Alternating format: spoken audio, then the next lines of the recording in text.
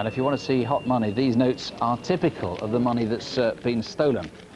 Inside, actually, some of the notes might be fairly clean, but many of them will be like that, and most of them will at least have this red stain around the edges. And if anybody offers you cash like this, please let somebody know, at the bank or the police or whatever.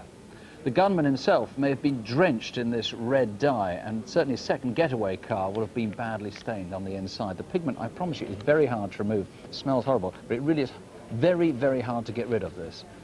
The guy himself is in his 40s. He seemed very suntanned. He's shorter than average, and he had a local accent. Now, if you've any idea who he is, there's a sizable reward on this one.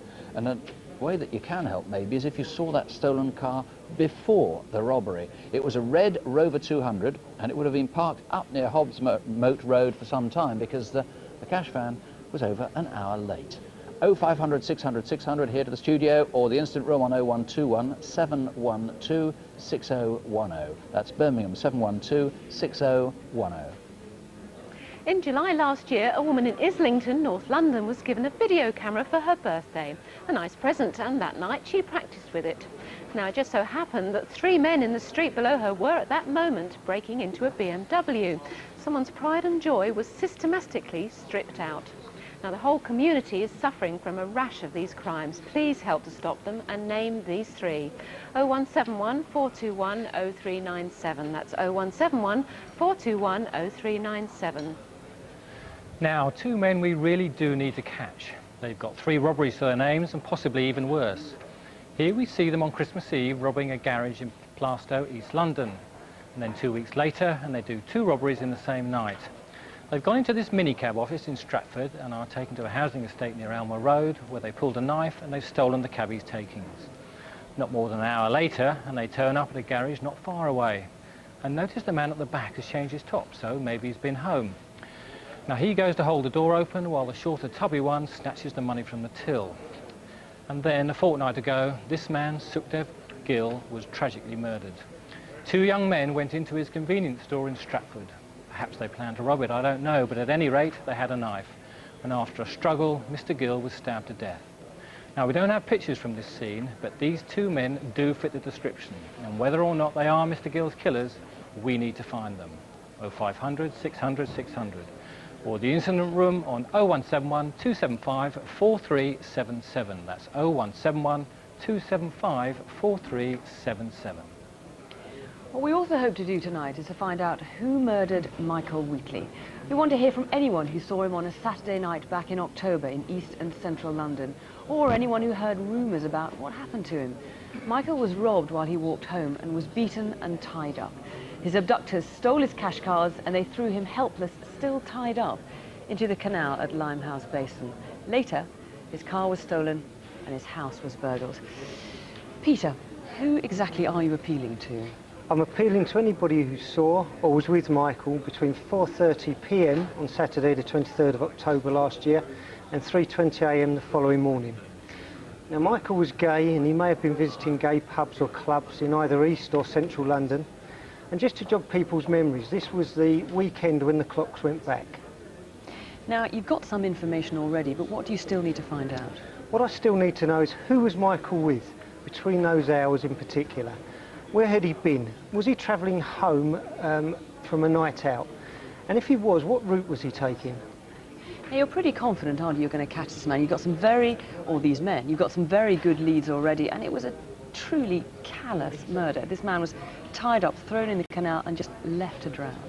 Yes, Fiona, this was a very callous crime. Michael Wheatley was tied up, he was beaten and he was left to drown in a canal.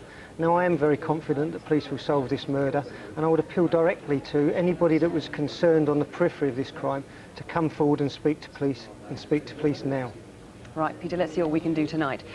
Where was Michael that Saturday the 23rd of October? His was a truly terrible death.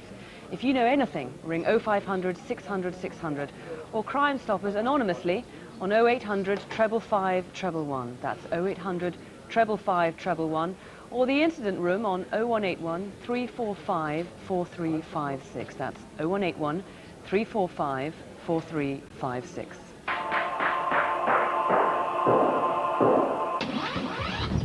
In October, we appealed on a murder hunt for the whereabouts of Raymond Price. After seeing himself on Crimewatch, he gave himself up and was eliminated from the investigation. But separately, he's been jailed for 14 counts of deception, with 161 other offences taken into consideration. 16-month-old Daniel Grimshaw has still not been found, despite 6 men being charged with kidnap. But there's a new clue. After he was abducted, Daniel may have been taken to a hotel, and this is an appeal to hoteliers. These toiletries probably came from the place where Daniel was kept. Does your hotel use this brand? And back in November, did you have guests that included a 16-month-old boy and an Asian woman in her 30s, 5'4", with long brown hair? Help reunite Daniel with his mum. One woman in particular has already been in touch twice. Please call again. Daniel deserves it. And you could get a £5,000 reward. As for the calls tonight, the great majority so far have been on a series of linked sex attacks, the rapes that have been going on in Bath, and one of them in Bristol over the last 10 years or so. Not only a big volume of calls, but actually really, really interesting stuff as well. We're appealing now to a woman who was in a phone box who put the phone down to call us back. She was naming someone. We've so far had, it's now just gone up to 6 people who say that they are also victims of this man, and we've had 4 names put forward, so this is looking very promising indeed. Jeremy. Some photos now with people to watch out for, and this is John Richard Bird, and we're looking for him and his father. They used to run a heavy plant company in North London, but when somebody upset them, they gave him such a beating that the victim may end up losing his leg. Now, John Bird is 6 foot with a heavy build. We haven't got a photo of his father, John Keith Bird, but he's sometimes known as Doodles. Now, they've both done a runner, and we need to find them. 01707 335500. That's Welwyn Garden City, 335500. We also need to find this man. Aidan Gerard Phillips is 24, 6 foot tall with a Northern Ireland accent, and in fact he comes from Strabane. He's a bricklayer and moves around quite a bit. 6 years ago he was in Aberdeen when a woman claimed she was grabbed in a street and seriously sexually assaulted. Aidan Phillips was charged with attempted rape but was let out on bail and subsequently vanished. It was a terrible case and the file will stay open until he's found. The incident room is on 01224 386 119. That's Aberdeen 386 119. About a year ago, 2 young lads in Wiltshire were badly injured in the street by a man wielding a 4-foot steel fence post. And as a result, this man, Christopher Michael Byrne, was charged with grievous bodily harm, but then he disappeared. He's 22, he has a West Country accent, but he's known to travel around the UK. And we believe he could be extremely dangerous. And if you see him, don't approach us, call us immediately. 01249 449787. That's Chippenham 449787. If you recognise any of these 3 men, that's John Bird, Aidan Phillips and Christopher Byrne, call 0500 600 600 here in the studio.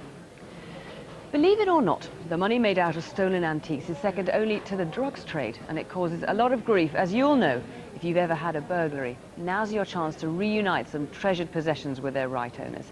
Eric Knowles went to Sussex to look over a massive haul put together by police. The objects could have been stolen from anywhere in the country. Do you recognise anything?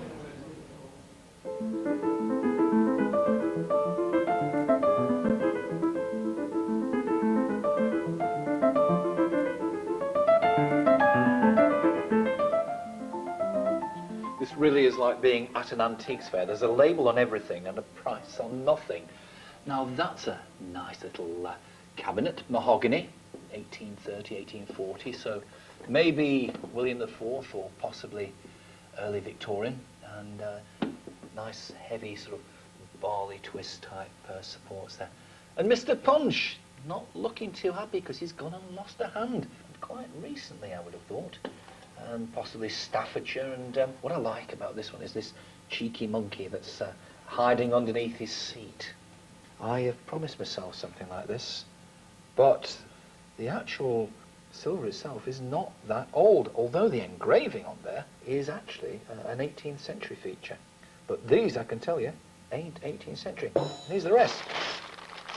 Lots of it. Oh, I like that. That's a very